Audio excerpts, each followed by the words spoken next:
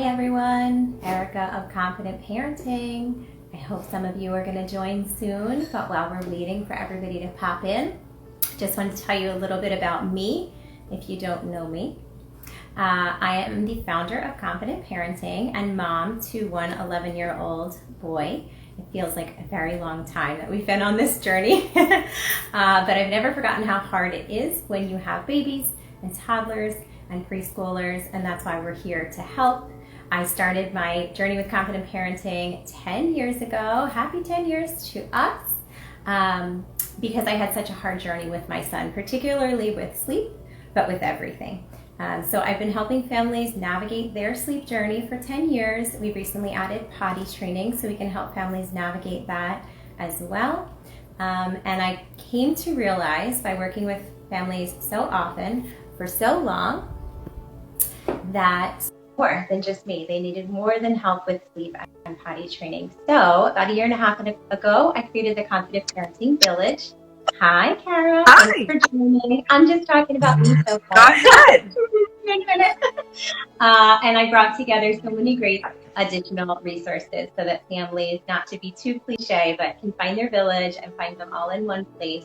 And so every Monday evening on Instagram throughout the summer, we're going to be welcoming a different resource to answer your questions, which brings me to our very first guest, Cara Fox. I'm super excited to have you. You had me on your channel and I wanted to return the favor. And we got so many questions. Families are wondering a lot about speech and language and feeding. If you did not submit a question in advance, feel free to comment. I'm going to keep tabs on that and hopefully I will notice. But thank you to everybody that has already joined. We got so many great questions. I want to just get started, but let me tell you a little bit about Cara. This is Cara Fox. She's the co-owner of Talk, Eat, Play, Grow. She's a licensed speech-language pathologist, feeding specialist, and lactation counselor, and has extensive experience with infant feeding, breast and bottle, developmental feeding disorders, as well as a variety of speech and language disorders. And she has experience working in hospitals, outpatient programs, schools, NICUs, and home care. You can tell us a little bit more about what Talk, Eat, Play, Grow offers. Also, make sure you follow Cara because she has a super cutie pie toddler who's 18 months old, and she posts really helpful videos on her Instagram feed. So we're really excited to have you. Tell us a little bit about Talk, Eat, Play, Grow, and we will dive into the questions. Yeah, thank you so much for having me. I'm happy to finally be on someone else's live. This is so nice. So Talk, Eat, Play, Grow is our company. My little sister is also a speech therapist. She's kind of working behind the scenes right now, but we provide in-home private speech feeding and language therapy to families in the Philadelphia and surrounding counties. We provide typical evaluations, formal evaluations. We also provide therapy, but we also provide developmental consults, which have a lot of parents and families have found really helpful. We provide that consult is kind of like a virtual hour-long session with us to answer questions, go over tips and tricks, whether it's feeding, speech, language. We also have a playroom consult too. So walking you through your playroom and telling you this is how you can use this toy to work on X, Y, and Z, and maybe put this here and that there, and lots of things we can do to encourage language and growth within your child. So awesome. And can you speak to COVID? I know you're vaccinated. Do you offer virtuals too? Did I miss that part? Okay. Yeah, we do both. I am vaccinated. All my sessions right now are in person, but we are open to virtual if families choose that route. Great. Okay. Well, let's get right to it, shall we? Yeah, sounds great. Okay. So one mom asks, my toddler makes the F sound instead of the sound. So teeth becomes teeth. Yeah. I think we've all heard that. Yeah. And thought becomes thought. When does this end and what can I do to help? Yeah, so the F sound is a sound that we like to see by age 3. So they do have a little bit of time depending on how old your toddler is. But if your child, I always like to say, if your child is 3 or older, seek a speech therapist evaluation and start working on some of those sounds. If they aren't yet 3 and you're just trying to kind of practice with them, one of the tips that I actually provided on our page one time was literally, so if we think about how do we make this sound, you know, you can say it to yourself, whatever sound it may be. So our F sound, our teeth are on our lip. So really breaking down, okay, where's the placement of the sound? My teeth need to be on my lip. How can I teach that to a young little kid, right? So sometimes even during a meal time, whether they're eating yogurt or a little bit of peanut butter or something, we put it right on their lips and we say, can you bite? Kind of scrape it off. It is a little bit of a harder placement sound versus a you're just putting our lips together. But just getting that placement of your teeth on our lip is going to be the best thing. A lot of kids benefit from using a mirror too. So if you have a mirror or even your iPhone, kind of flip the camera around and seeing if they can bite and just get those teeth right on that lip. Okay, great. And this is my own question, not the one that was sent in, but are there sounds that come even later, like beyond 3? Yes, there is a whole list. We actually have a post, and I can even send to you to kind of repost. I'm going through sound acquisition right now and doing like a weekly post about it. And I have my little note here because there's so many of them. So between 2 and 3, we have P, B, M, B, N, H, T, and so on. Those are listed on our Instagram page. But then we get into year 4, right? And that's where we see L, J, CH, which is a ch sound, the S sound. So if your kid is kind of making that and their tongue's pushing through, or for an S sound, that's when you would want to start to work on that sound. V, SH, so sh, and then Z is by 4. And by 5, it starts to get fewer, right? Fewer and fewer sounds. So by 5, we're looking at R, TH, and then by 6, we want more TH sounds, so like voiceless sounds. So if your kid is really not doing that TH sound, right? So for teeth, we're getting that F sound. By 6, we really want to start to work on that TH. So you have plenty of time to work on that TH sound. There's no need to kind of touch that TH sound until around 6. So if it sounds like teeth or bath or something like that, no need to kind of push that until they're a little bit older. But if we really are thinking about, you know, they're around 5, approaching 6, and you just want to kind of practice, again, breaking down how do we make that sound? Our tongue, I don't know if you can hear this rain, it just started pouring. The tongue goes between our teeth, right? So you're going to really take out that mirror, talk about that tongue going through, and see if you can get some of that playful placement. Okay, great. So it sounds like we don't need to panic because certain sounds take longer than others to come, and exactly. Enjoy it because it might be cute. I always tell parents, and you can tell me if you agree, but if it's really making you nervous or causing a lot of stress, you know, it doesn't hurt to get a consult, just even for peace of mind of like, that's right. You just need to keep waiting. So I think a lot depends on how anxious it's making mom, or whether she can just say, okay, cool. Yeah, and some of those, again, those later developing sounds tend to be the ones that are like, you know, the most like the R sound, and that TH, sometimes the S are these big sounds that kind of parents can really hear pretty predominantly in their kids' speech, but really allowing your child to make sure that they get that time to get that natural acquisition, because if we push it too early, they're not ready. And that's why their speeches, you know, those sounds aren't there yet. So specifically for that TH, give them, you know, through that kindergarten year, and if they get to 6 and it's still there, then seeking an evaluation. Okay. And no one asked this either, but it's my thing, so I can ask my own question. While we're on the topic, stuttering, when would you worry about stuttering? Because I know we went through this with a friend and they received a suggestion. So stuttering is kind of, there's a couple different things. There is a typical disfluency period that kids can have, typically starting around the age 2 to 4. Why? Because they have that massive language boom. So it's typically the kid when they're super excited and I really want, you know, a cookie or, you know, whatever. So during that 2 to 4 year range, you might see some natural disfluency. Maybe when they're excited, maybe when they're super angry or sad, crying, those types of things. There are different things that we're looking at when we think about a stutter, though. So during that natural disfluency, you might just hear those I, those repetitions, typically first sound, first word repetitions. If you're seeing a couple other things, so if you're seeing that your child cannot get air through as they're trying to speak, so it might be and that's what we call block. So there's no air getting through. That is like a sign of a more significant stutter.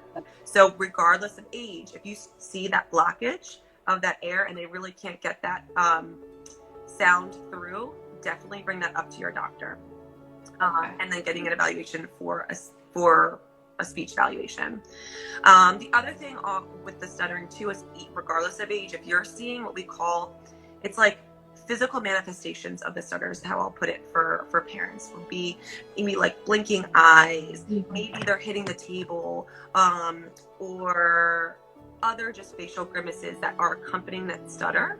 Those are another sign that we might need to look into this a little bit more. It might not be just that typical normal disfluency. Okay. If that normal disfluency, that just repetition, surpasses that 4-year range, definitely something to seek some therapy for. I always like with stuttering to err on the side of caution that says, regardless of age, just bring it up to your doctor, seeing if it's appropriate for a speech evaluation, because there are, again, a lot of different, not just those severity ranges, but also what else? Genetics, is there someone in your family, maybe that a parent or a sibling that has a stutter? There are a lot of different things that play into it. Has there been a big stressful moment in your life that just happened? A move, a new baby, a stutter can appear then. So important to discuss that with your doctor and get a referral if they feel like it's necessary. Got it. Awesome. Thank you. All right. Now I'll go back to everybody else's questions. If you're watching live, and welcome to everybody that recently joined and didn't get to ask a question in advance, feel free to put it in the comments and I will check for that. But moving on to the next one. Are there any tips or tricks you can share to help a toddler learn new consonant sounds? I think this ties into what we were talking about. My child has an ever-growing vocabulary, but it seems like most of his words start with the letter B.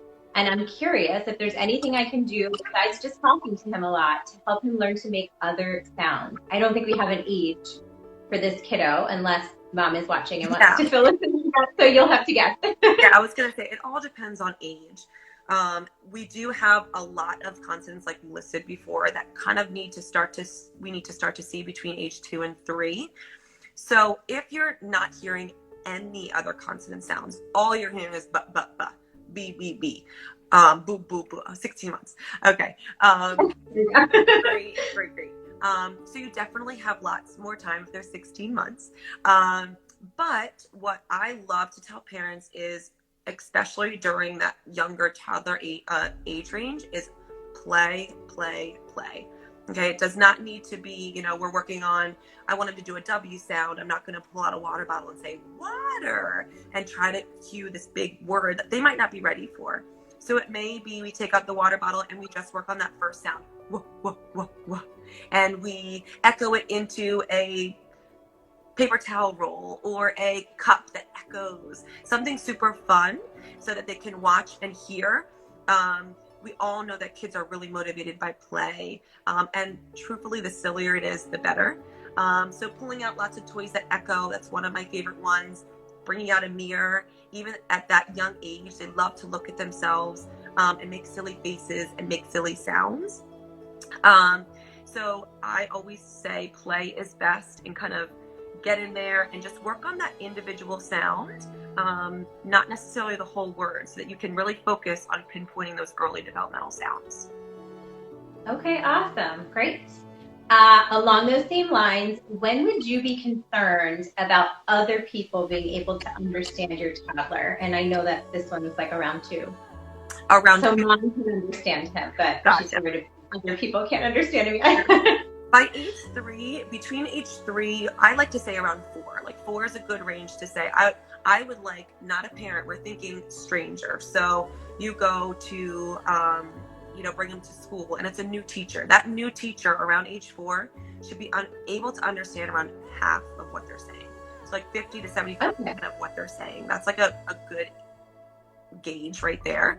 So if you are starting to send them to school, preschool, and around 4, teachers might bring up, I'm having some difficulty understanding them, or you bring them to the park and kids have difficulty, or another parent, that might be something, hey, we might need to seek an evaluation from a speech therapist, because there might be a multitude of different things. It could be, articulation, which is the sounds. It could be phonological, and pinpointing what that is and why is their speech intelligibility lower than what we would want it to be.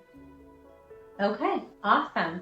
I think parents are going to breathe a sigh of relief. Yes, which is always our goal, right? Yes, I know. Okay, so we're moving a little away from the sound and the speech toward food and cups and bottles, which is a really hot topic. Yep. So next question, my daughter's 3.5 and is on the spectrum.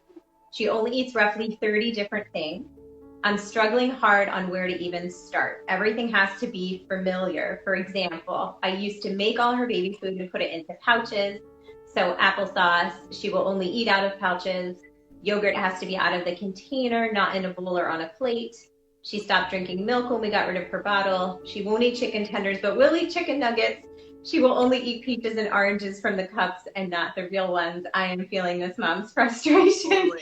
What do you have to offer her? Yeah, so first off, that sounds like a wonderful client for feeding therapy. Okay. That out there. I definitely feel like when we see kids that have that restricted food repertoire or just very rigid, which is typical of kids that are on the spectrum, they have that rigidity with their meal times as well as other things, but we definitely see it a lot. They can be brand specific, they can be color specific, they can be container presentation specific. So it sounds like her daughter likes these foods, but is very more specific about the presentation of the food. So has to be in the pouch, has to be in the cup, has to be in this type of bowl. So that is what we would kind of focus on, right? Is kind of thinking about, okay, how can we make this presentation more positive, more inviting, and more fun, right? If we think about mealtime, the feeding therapy that I do is always around positive, fun mealtime experiences. So if I'm sitting there and just saying, well, I'm going to put it in another bowl and just go for it, it's not going to work. So can I bring in that food that she likes? Maybe we could do, why don't you put it in the bowl for me and have maybe some of her favorite toys as a, whether she dipped a little cup in there and then licks the yogurt off the cup. She doesn't necessarily have to use the bowl yet, but the food is just in the bowl. Can we use a fun big utensil, whether it's a spatula or a big soup spoon? How about we dip that in there and can you take a lick off of there? So seeing if we can slowly start to decrease her rigidity in a fun, playful way. And again, just like speech, a lot of it is just being as silly as possible. Taking the pressure out of that mealtime, being silly, being fun, getting creative. Maybe it's putting the yogurt in a coffee cup.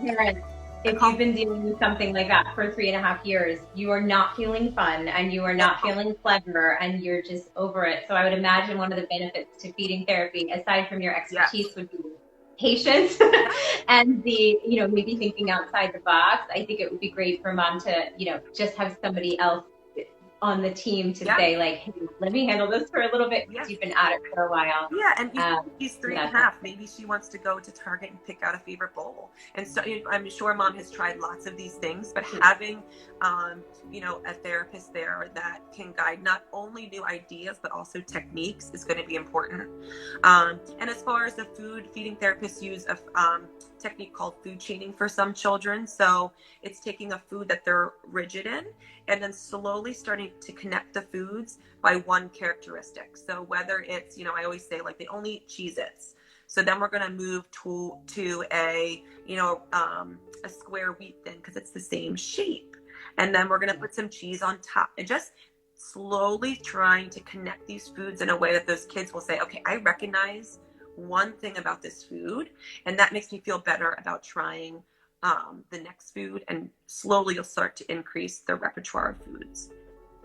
Got it. That's awesome. Really awesome. Okay, and on those same lines, what is the best way to transition to a cup? And along with that, what kind of cup are we talking about? Sippy, open, straw? I think those two questions go together. Yeah, for sure. So the AAP recommends that around a year, so 12 months, parents should start the frequent transition or frequent use of cups over bottle or breast. That does not mean that it needs to be they hit 12 months and we're done here. We all know that sometimes it takes kids longer to transition. We also know that moms choose to breastfeed well beyond 12 months. So it does not mean that we need, all of a sudden all these cups, but it means let's really start to think about getting that transition, especially with bottles. We want to see that transition away from bottles completely by 16 months. That's for oral development, for tongue positioning, all the mechanisms we're going to need for chewing and safe food eating is going to be super important to, that we decrease that bottle and that immature sucking pattern that stays the more that we use that bottle. So with that in mind, I am a huge advocate for starting early. And starting early does not mean by 6 and 7 months old, my baby is drinking from a cup. That means that at 6 months old, that cup is just on the tray at meal times. They might not touch it. They might just play with it. Totally fine. But what that does is that by 12 months, that cup is on that tray every day for every meal. It's not something new. So at a year, we're not like, man, shoot, we gotta really push this cup, and then we get pushback from the child who's never seen it before. So I am always early and often. That way you take the pressure off yourselves of this new introduction of a cup at 12 months old. So babies can start using an open cup around 6 months of age, as long as they have good head support, trunk support, good seated positioning. And the most ideal cups to start would be open and straw cups for that oral development. So good tongue positioning, jaw stability, all those things that are going to help support an open cup and a straw cup. But I also know that that's not functional for some families. Some families are like, hey, I love sippy cups. I already own them. They don't spill. So no, yes, sippy cups are not the most ideal cup, but let's think about what's functional. If that works for your family, let's just make sure that we're rotating our cups. Let's make sure that by 12 months, that child has done sips from an open cup, knows how to use a straw cup. And we're kind of on a rotating basis, that it's not just all one cup and none of the others, that we're really trying to incorporate as many of the open cup and straw cup opportunities as possible. Okay. And are you meaning that someone is helping them with that open cup, or you're done handing it over? Yeah. Just to clarify. So at 12, especially 6 to 12 months, you're going to be really facilitating a lot of it. They might pick it up, and what will they typically do? Pour it all over themselves. Totally fine. Fill it up. Exactly. Let that happen. I know it's difficult, but no, you're facilitating those steps for your child, and helping them practice, helping them to get small little sips versus huge gulps from an open cup. Another thing that will help with that is getting some cups with handles will help that transition to self-use a little bit earlier. Okay, great. And is there an age or stage where a parent should be concerned or reach out to someone like yourself if they can't make the full switch? Yeah, so if by 12 months... Or they're just not taking a cup at all? I guess it really depends on, the background. Mm-hmm. Regardless, if you are having difficulty with the transition to cup, whether it's just stressful for you, you're not really sure what you should be doing, your child is refusing it, seek some help. Even if it's 1 or 2 visits just to kind of get things going. It does not need to be, everything is going poorly in order to get some therapy. It can be 2 or 3 visits just to get some help. But I definitely feel like it's just dependent. It's going to be dependent on what's going on. If you introduce it at 6 months and by 15 months they're still refusing it, definitely getting some suggestions and some support from a feeding therapist. If you're just starting at 12 months, you've just introduced the cup, making sure you're giving it some time, and with patience, and offering it at each meal. So giving it a little bit of time until you feel like, man, I've given this, a good month of trying and we're still seeing some refusals, maybe some consistent coughing and choking would be another reason to make sure that you talk to your doctor about getting a feeding therapy appointment. Okay, great. And segue into, what about bottle refusals? So as a sleep coach, I work with a lot of moms who are going back to work and they're trying to get a bottle introduced because that's what their baby's going to need to take during the hours that they're gone. And one of the most stressful things is, my baby will not take a bottle, not from me, not from anyone else, not if I leave the house. So any tips for that? And then, when should we worry that it's less of like a novelty thing and more of like an oral motor issue? So a couple things. I think a lot to be organizer, right? And it's definitely, I work with a lot of families on this. It is very stressful. It is, especially when parents are trying to get back to work. There's a couple different things we need to think about. One is going to be age, because we know that around 6 months old, we can start to work on cup. So if your child has refused a bottle and they're 8 months old or even 6 months old, we have another avenue here. We're like, okay, we're going to give it a good shot. But if not, we have some other avenues for them to kind of work on. We can introduce a cup. If they happen to be 2 months old and needed to go back to work in 2 weeks, then we're kind of like, okay, we have to kind of think and problem solve through this. Typically, my approach is there's two different options. There's one to make it as close to breastfeeding as possible. Mm-hmm. And the other option is to make it as opposite from breastfeeding as possible. So we usually talk to the family about, let's see what would fall into both of these categories. Let's say that they're not of the age to take a cup yet. And, what feels most comfortable for you? Where would you like to start? Most families will say, let's make it as close to breastfeeding as possible first. And then we'll kind of transition to, let's kind of make it as opposite as possible. Some families go for that approach first. But there's lots of different strategies and approaches. Some of it is, who is feeding baby? Where is baby being fed? We do some movement during the feeding. What bottle should we typically try to use? There's lots of different things to think about and is very dependent on the baby. Now, if your baby is a breastfed baby and has had breastfeeding issues, latch, discoordination, and you try to transition them to bottle and they still have issues, then it might be a coordination issue. If your baby is a wonderful breastfeeder, no issues, and we're just trying to transition to the bottle, my mindset doesn't necessarily automatically go to mechanical or, issues with skill, but we can't really truly assess that until we get them to take some more of the bottle, if that makes sense. Yes, definitely. Okay, great.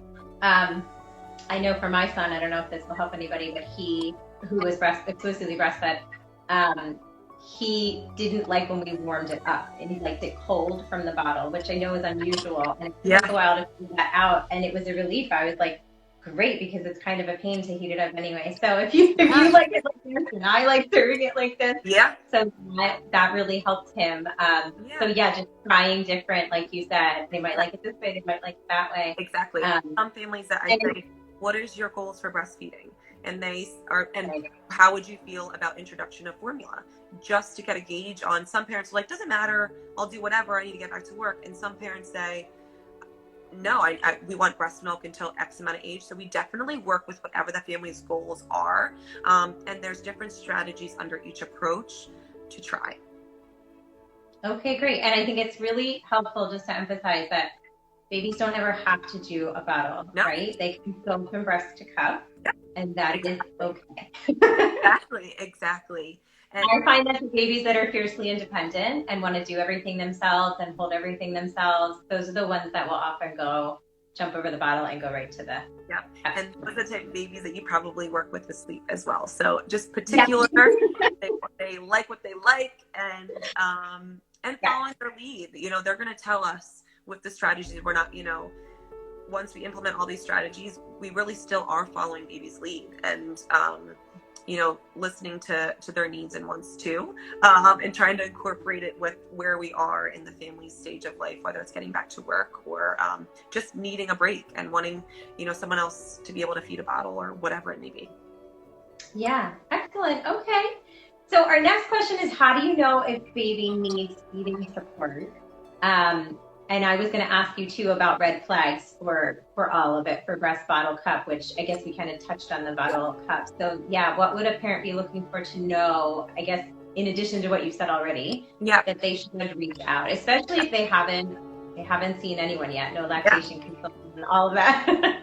So I always like to tell parents and families, blanket statement is, if feeding, whatever stage you are in, if it is stressful, if it makes you nervous, if you are feeling like, you know, you're scared certain things are happening or not happening, if you have any concerns or just any stress at all, whether it's breast and bottle, whether it's chewing and solid foods, cup drinking, you name it, seek a therapist. Like I said before, therapy does not need to be 3 months long.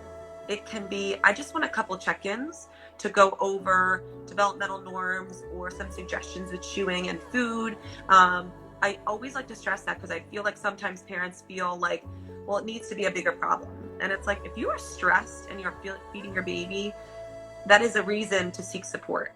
And we can help you even just to ease your mind and support you through any questions is number one. But let's talk about, you know, we mentioned breast, bottle, and cup. I'll just kind of lump it into like liquids, regardless of how that baby is getting the liquids. Biggest red flags are coughing, choking, watery eyes, you know, sounding like wet and gurgly while they're eating, maybe frequent upper respiratory infections combined with lots of coughing and choking. Those are signs that we might not have either the coordination, the muscle strength and coordination. Maybe it's a flow issue with the breast or bottle. Things need to be checked out by a feeding therapist. So mentioning those concerns with your doctor and getting a referral if needed. Also with liquids and solids, any refusals of any kind. So if your baby is refusing breast, bottle, any, you know, lots of different foods that you're trying, lots of refusals, maybe avoidance behaviors, gagging, vomiting, those are reasons to look for a feeding evaluation as well. And then also skills, right? So they're having difficulty chewing, they're choking a lot, or you're finding lots of unchewed food in their mouth left over, they're pocketing food, they are not really sure what to do with the food. Those are another reason to seek feeding evaluation. And there are many, many others. Behaviors, mealtime behaviors are stressful. Maybe they won't sit in a chair. Maybe they won't, you know, drink from a cup, so just don't want to. Or just mealtime. Maybe they're dependent on distractions during meal times. They need the iPad, they need the TV in order to sit and eat some food. There are a multitude of reasons to seek feeding support. So again, anything that you feel like, man, I just need some help, I'm feeling stressed, this doesn't feel right, seek some support. I love that, because I think it's helpful for parents to know it doesn't have to be, it isn't necessarily going to be a big deal, right? Like it doesn't have to be a big deal. It's not necessarily going to be made into a big deal. And it isn't necessarily a commitment to come or have you come, you know, multiple times a week for the foreseeable future. It might be more like a tune-up and a stress reliever and a mindset. And I think that's awesome. Sometimes I think we hesitate to reach out because we think it's going to be a huge production or everyone has mealtime behaviors. Yes, everyone does, but maybe you want some extra support just working through that. Or, you know, the chewing is, you know, I'm not really sure what my kid's chewing should look like. Ask a feeding therapist. They're all good reasons. Sure. Okay, great. While we're on that subject, can you just talk a little about the tongue thrust reflex? I know we didn't talk about that in advance, but I know a lot of parents get confused when they try to introduce foods, which we're going to talk about next, when it's just coming back out. Is that a problem, or is that a typical thing that babies do at first when they're exposed to food? Yes. Typical to a point, right? A lot of times when we start our purees with our babies, their tongue just kind of pushes out. That's that tongue thrust that Eric was talking about. So we give a bite and it all falls out. Very typical.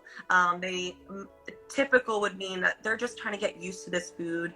And around 5 to 6 months, when we really want to start to introduce purees, that's when babies just have more oral control in general. So again, that's a range for a reason. If we start a little bit too early, you might see that tongue thrust even more prominent, right? But if you offer it during that age range where we'd like to see like 5 to 6 months more control, you might see it at the start and then see it start to diminish as you go on. If you're getting into solid foods, so like you're offering puffs or dissolvable solids and they're still, everything's out, talk to your doctor about it. If you feel like after, a month or so of trying the purees, everything is still pouring out of their mouth, they're really not swallowing much at all, bring it up to your doctor, have you in for a feeding evaluation and see what's going on. Got it. Awesome. And what suggestions do you have for babies who are not interested in purees? That was my son. Yeah. No. I'll be your answer person, then I'll tell you what we did. Again, I am all about play and positive meal times. And I always like to tell parents, regardless of, whether it's speech or feeding, I'm like, let's kind of like put yourself in baby's shoes. Okay. We're sitting in a high chair. We're stuck in a high chair. We're stuck in here, and all we see is a bowl, and we have no idea what's in that bowl. And all of a sudden we see this spoon. We don't know what's on that spoon coming towards our mouth, and it's a new experience. So every time they get seated at their table, they're like, I don't know what's in that bowl. I don't know what's in there. I don't know what's coming out of my mouth. I'm not sure. And their senses can't really experience it until you put it in their mouth, where all their senses are so heightened, and they're like, I don't know. And some kids love it, and there are so many kids that just don't. So thinking about our senses as a whole and saying, okay, well, how can I get my child to experience this food a little bit more independently, take the pressure off, and make it a little bit more fun? Immediately, I always, with the start of any puree, put it all over that tray, right in front of that baby, so that they can see it, they see the color, they can smell it. Most babies put everything on their hand. You're spreading it directly on the tray. You're getting rid of the bowl in the container. Dump a bit of that on that tray. You can put a couple teether toys on the tray with that puree. And as we know, most babies tend to put their hands in their mouth or put every toy or every object in their mouth at all times. So allowing them to touch that puree, it may take a few minutes, but most babies will eventually bring their hands to their mouth. They might pick up that teether toy because they know, oh, that's Sophie, my giraffe. I love Sophie. It happens to be covered in puree, and they bring it to their mouth on a familiar object that they love, and they taste that puree in a more inviting, more comfortable way. That is usually a great gateway to get them to want to take some more, because it's more comfortable. They can experience it with their senses, and it's way more playful than just a bowl where they can't see that food and the spoon's coming at their face. I love that. Awesome. With my son, we ended up doing like giving him a hunk of something to kind of gnaw on. And if anyone's doing that, which at the time it was referred to as baby-led weaning, I don't know what we're calling it now, but it's very important to know that gagging and choking are two different things, because that was a little scary for us.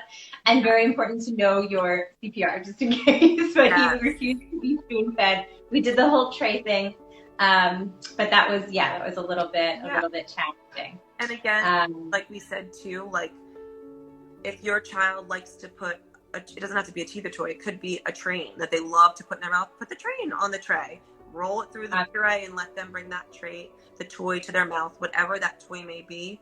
But again, if you're having a complete refusals of puree, you've given it, a good month of trying during that they turn 6 months, you've given it weeks, discuss it with your doctor and meet with a therapist. Sure. And I know there are moms like myself that don't enjoy mess, so that recommendation might be tough. Yeah. I'm picturing it in the windows of the train, but I guess we have to decide which is more stressful and which is the priority. So It's okay, moms. It's okay to have the mess. It's going to be messy either way. But if you can solve one challenge by adding in another, maybe that's a worthy trade-off.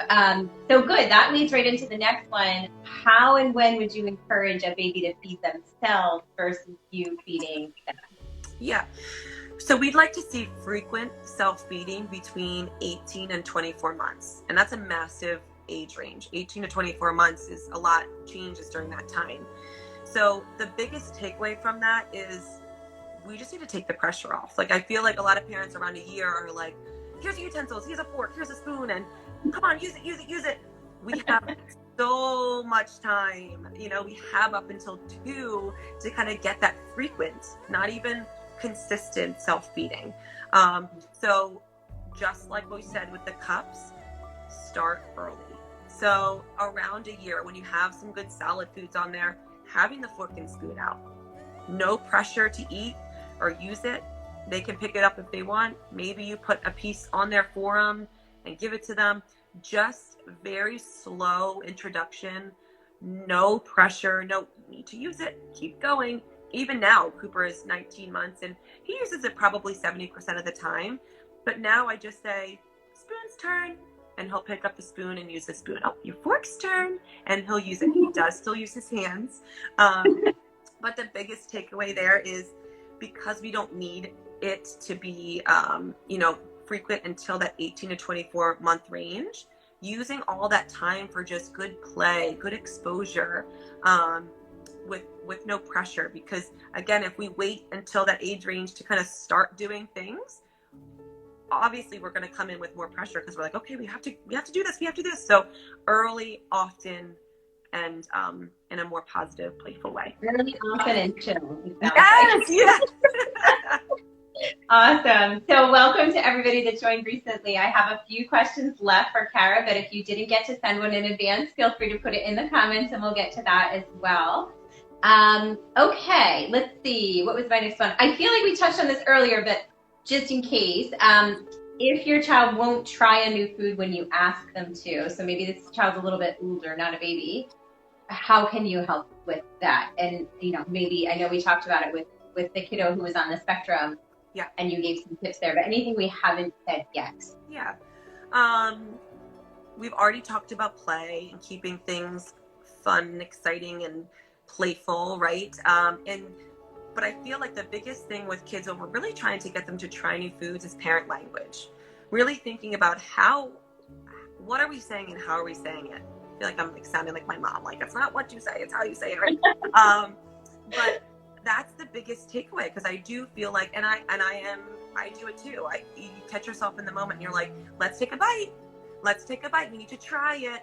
And for a child, like, again, especially a new food where they have not experienced this, put yourself in their shoes. I don't know what that food is. I have no idea what it's going to taste like or feel like. I don't know if I'm going to like it. And I hear from my parent, we need to try it. Take a bite. You need to take a bite or you can't have this. It's like pressure. And we're kind of forcing them to do something without really giving them the chance to experience and enjoy a food, and also choose for themselves if they like it or not. Who are we to say if they like it? So really thinking about your language and really breaking it down. Ooh, what does that food look like? Oh, it's a raspberry. It's pink. What other food is pink? Talking about the food. Can you give it a kiss? What does it feel like? Do you want to try to do it lick? What does it feel like on your tongue? And saying, would you like to take a bite? Would you like to try it? And seeing what they say. But also thinking about, offering choices too. Would you like to try a bite of the raspberry or take a bite of the cucumber? Your choice, and seeing what they choose. So making sure that we're giving them some control, because that is really a big piece of it as well. Feeling out of control. So giving the control back to them of choosing. Would you like to take a bite or give it a lick? Your choice. And then you tell me, what does it feel like? What does it taste like? And making them, again, feel like they're in control of some of those choices during the mealtime. I love it. We talk a lot about choices with our 2 and 3-year-olds and beyond who are struggling with potty and poop. Yes. And wanting to, kids can only control what goes into their mouth and comes out of their body. Yeah. So we're often going to see them try to assert themselves somewhere there. And I also tell parents to lower the expectations a little bit. Like, obviously our goal is to, and I have this amazing handout that I got at a training that's called Steps to Eating. And there's all these steps with all these different processes in it in order to just take a bite and swallow it. And under that is like, take a bite and like spit it out. Maybe smell the food, touch the food, be in the same room as the food. So there are all these things. We just want them to take a bite and eat it and like it. So we have to kind of step back and say, maybe they're just going to give it 5 kisses tonight, and that's great. Maybe they're just going to do 1 lick, and that's wonderful. And then, you know, and making sure that you're setting some good like expectations versus saying, I need you to eat it and need you to try it. There's a million other things that we can do. Maybe it is just picking that food up and throwing it in the trash. So they're touching it with their hands because they really don't want it near their mouth. Okay, well, you need to help me clean up then. Let's pick each raspberry up, not throw in the trash, but put it in a container and save it for tomorrow, whatever. You can't handle the trash, put it in the container. Touching it is a goal too. Remembering there are lots of things that we can do to interact with the food besides just take a bite. I think what I hear you saying, and you can confirm or correct me, is it, as parents, as adults, we are more goal oriented. We're focused on the product, the end result, and kids are more focused on the process. Totally. And we don't always have the patience for the process. Yep. And celebrating those little things too. Like if they don't want to eat it, you know, take a bite. Let's think about, what else could we like, not force them to do, but what else can we encourage them to want to do with this food besides taking a bite? Right. Okay, awesome. All right, we're coming toward the end of our questions. If anyone has one, pop it in there. But tell us a little bit about what it would look like, you know, if a family reached out to you. I feel like sometimes families don't reach out because they don't know what to expect. Is it going to be stressful for their child? Is it going to be scary for them? That sort of thing. So just give us a general overview of, you know, what's involved with a consultation, I guess, would be the first step. And along with that, we had a mom ask, how do you test speech and language levels during something like that? Do you use technology during the sessions? So maybe that can all kind of go into one answer. Yeah, sure. So typically we offer, you know, 3 different services, right? We have, and I'll start with the consult. So our consults are really meant for parents that just want to ask some questions. Maybe they want to learn typical developmental norms for their child. Maybe they might have some concerns, but they're like, I don't know if I need an evaluation. I'll just talk with you first and problem solve, and then I can lead you towards an evaluation or give you some good tips and tricks that you can work on, and give you some, you know, guidance on what to do now versus an evaluation, just depending on what's going on. But typically we kind of review any questions you may have, whether it's speech, feeding, or language, and go through lots of tips and tricks. I have my toys. I show you virtually what's going on. And again, if I feel like there is a need for an evaluation, I'll talk to you about how to go about that process and what might be next. And typically with a consult, you get like a full print up of what we talked about, our strategies we talked about, and any recommendations moving forward. And I also send out handouts as well for our typical developmental norms, just so you can have that in your mind moving forward. And then if we do recommend an evaluation, or if a parent is seeking an evaluation, that is usually done, it can be done virtually or in the home. And we do formal evaluations. So speech, we have 2 different types of tests. We have a language test and we have a speech test. There are different language tests depending on age. And the speech test is really one test. And we do scoring, we do a write-up and give you a full report and write goals and recommendations if they're needed. And that is all done, you know, especially for me, you can do a formal evaluation, but that doesn't tell you everything. So we usually play for a little bit. I'd like to see kind of what play skills are like, what's your language like during play. Maybe they're a little bit more nervous during a testing. So I'd like to just see, you know, typical language output or speech output, to assess that as well. And also to get to know the child. It's important for them to get to know me and trust me before we dive into an assessment. But all very playful, fun, and engaging assessments as well. And then as far as technology, I tend to use more play for all of my treatments. That is where, you know, evidence is saying kids learn and, learn the most. So we tend to use either my toys or the family's toys, and using play and daily routines, things that the family does every single day to work on language and speech, making it functional for the family. There are, technology can be, it's like a double-edged sword. It's like sometimes it can be too motivating. Sometimes it's, too distracting. But sometimes kids love it and it's motivating enough that they'll give you lots of good language output.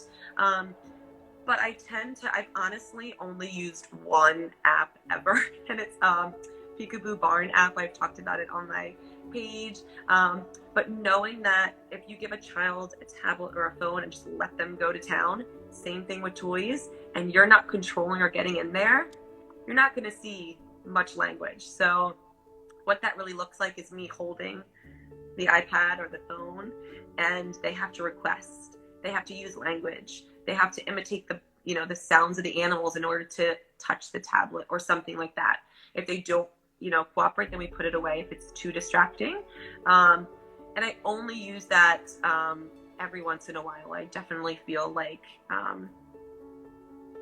it can be used as a tool, not as a necessity in therapy. Okay, great. Awesome. All right. I think those were all the questions that were submitted in advance.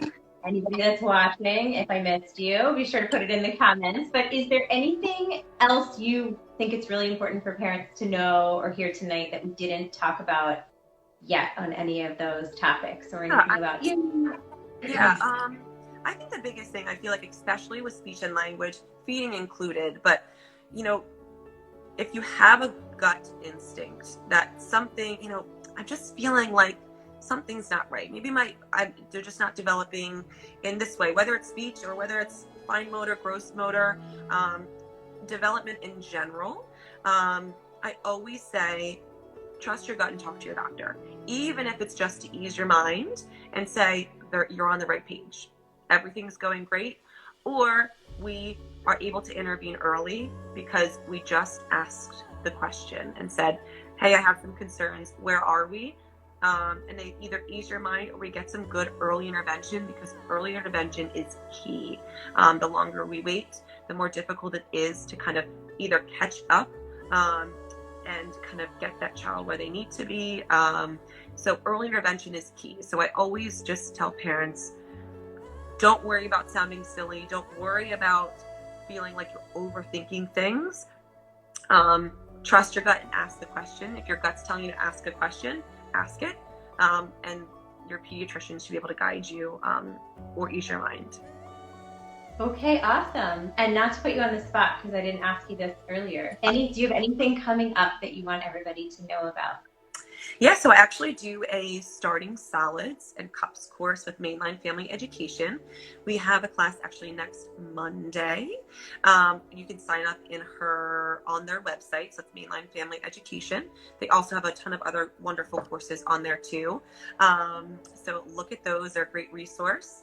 And for the moment, that is virtual, just to let everybody. Virtual still. Yep.